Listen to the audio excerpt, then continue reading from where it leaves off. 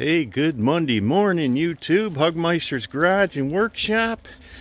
Haven't done a heating system video in a while, and we're gonna go through how I heat 3 buildings with this Portage and Main EGR 250 that I bought in 2016. Been a pretty good unit so far. There's our little firewood shack, and what I've been burning the past 2 years are firewood cans from the lumber yard. They bring it in bundles, so it's a lot easier for an old timer like me to cut it up, because every year you get older, the firewood gets a little harder. But this stuff's nice. It's all oak usually, but this boiler's been a good performer. I've changed some electronics on it for my purposes, but basically, if I want to go from my automatic to the old style, all I gotta do is pull that plug out of the controlled outlet, plug it in there, and it's right back to a constant loop system. Got a couple of Grundfos pumps. There's our recirc pump, and that comes in handy for the way we got this set up. And there's our other pump, our main circulator pump. And we'll go through these buildings one by one, and we heat this 12 by 24 shed of my wife's that we put in last year, and we heat my 22 by 30 lower level of my garage over there, plus the house. So we'll go in the house first, and we'll show you how this works. Okay, we're going to go in our mechanical room first here. And basically, this house was set up perfectly for the way this goes, because everything goes through. I got like 3 maintenance rooms, and this loop goes in down along the back wall through there, and then it feeds the garage. So the setup was good on this. And I ran 1.25 inch main line from here all the way down to the garage, because the bigger the line you run, the smaller the pumps you can run, and it saves you electricity over the long run. But this is where our main loop comes in from the boiler out there. And everything's valved up good. I mean, I can isolate anything I want, basically. But there's our hot water exchanger. I think it's a 30 plate that heats our hot water all the time. And that'll come in handy when we get down to the garage. I'll explain how that helps us out here. But I put all GeoSentry open loop valves in. Like I say, everything can be isolated. I got in and out temperature. Drains. I can drain there. Like I say, I can isolate the rest of the house and just go with the main loop and the heat exchanger if I want. But everything goes down the back wall. And here's our feed that goes out to our shed. And we'll go down through here. And this is all backed up by the solar inverter. I can run this whole heating system for the house and the garage off my solar bank through the transfer switch that goes back and forth between solar and utility power. So we'll go into the other room. Dog's helping me out. Eli. Okay. And then our loop comes along that back wall, goes into another manifold, a couple more solenoid valves. We got vents along the way, and then it goes through here. And there's our backup heat. We got a couple diesel heaters I mounted in there. That's another video. We used to have a pellet stove there, but I got sick of dealing with those. Okay, into the wife's office. Into the back room, and lights, camera, there we go.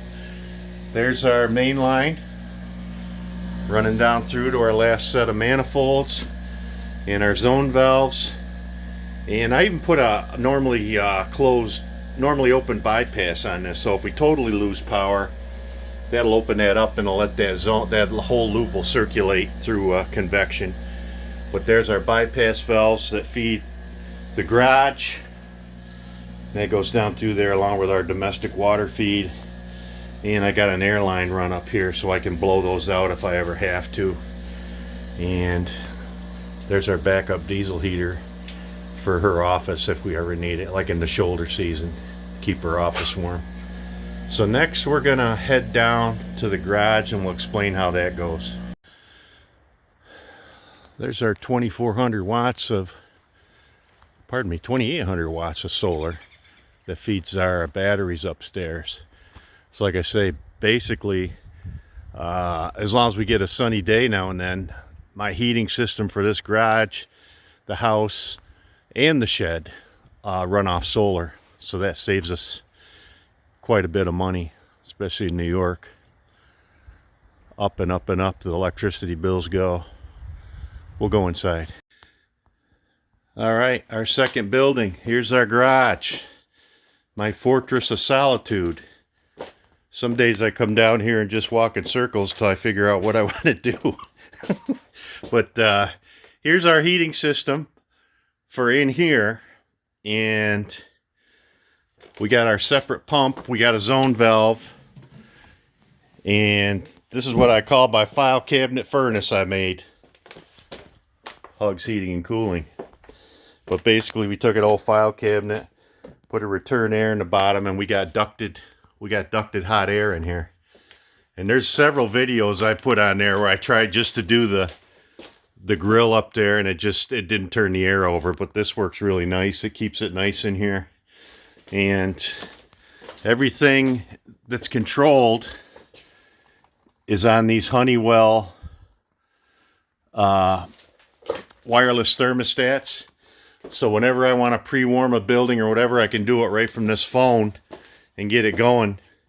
But there's also one of these I put in every building. Taco controllers, Taco. You can do a lot of stuff with those because they're basically big relay boxes, and it comes in handy with this. Here's our inverter feed. You know, I can isolate the inverter feed going to the house, or this goes to the house. This is the heat system master power switch. And we got our solar system controller down here.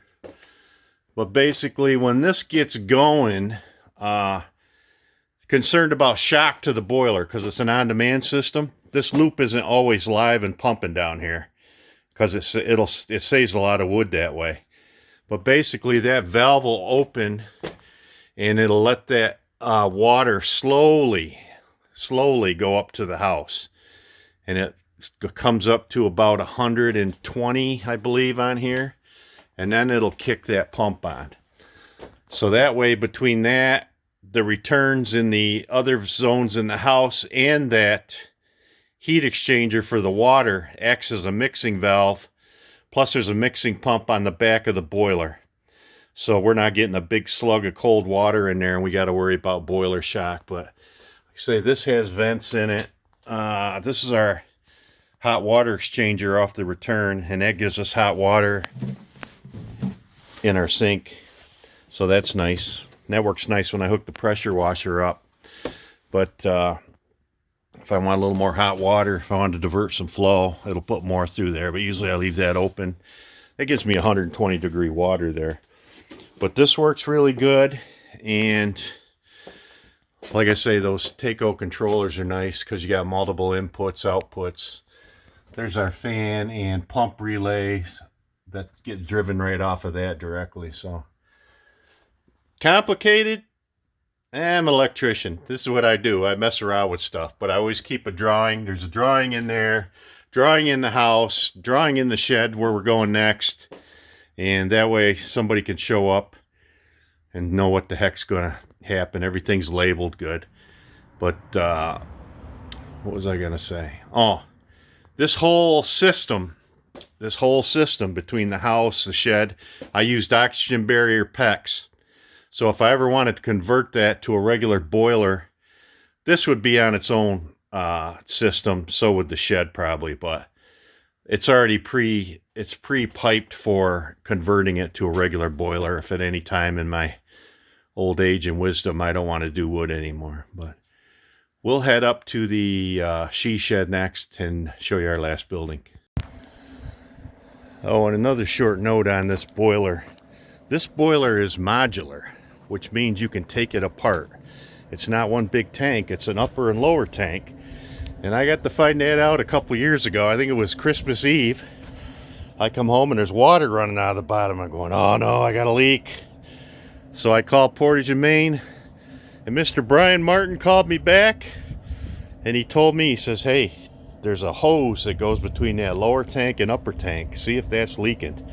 So I was able to take that apart. Lo and behold, I had a bad hose. So I just went down to Napa, matched it up, froze my butt off, but we got that thing going, refilled, and we were back up and running. So you can't put a price on customer service when one of the owners themselves calls you back. So I'll always remember that, Mr. Martin. But here's our feed that comes off our boiler from the inside.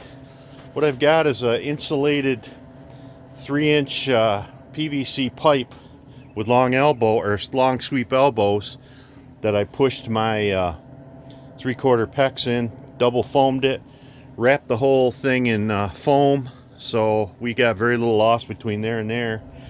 But this is made so that cover will come off, and if I ever got to change this boiler out, which eventually you probably do, they only last, you're lucky if you get 20 years out of them, I guess, but I've heard of longer than that. But I always keep my water treated, and you can take that off, and then I can repipe that if I have to. Hopefully that doesn't happen. But here's where it goes in the back, and this has its own separate solar feed for this building. There's our diesel heater exhaust for auxiliary heat. So we'll go inside.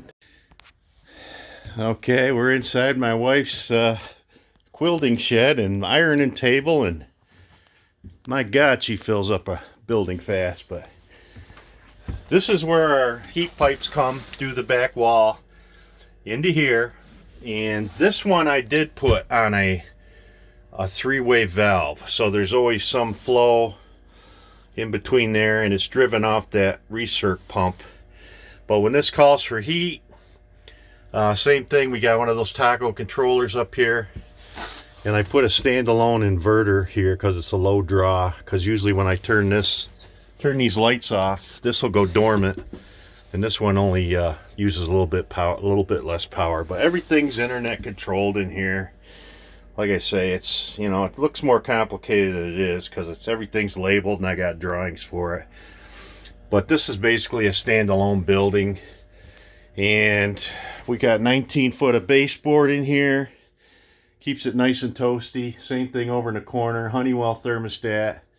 So when she says, hey, you know what, I might want to go out in my shed today, and we're out there drinking coffee, I'll say, well, I'll turn the heat on for you. And she goes, thank you. And I said, okay. And then, she comes out here. But we got auxiliary heat out here too for the, in the early fall or the late spring when the boiler gets shut down.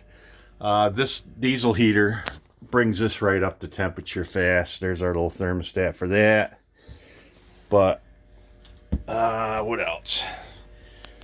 Everything works good so far. And like I say, if you ever want to, everything's an on-demand zoned valve system. So it's been good. I burned, with the 3 buildings this past winter, I burnt, I think I burnt 8 full cord, which isn't really bad for doing 3 buildings. I keep this like at 45.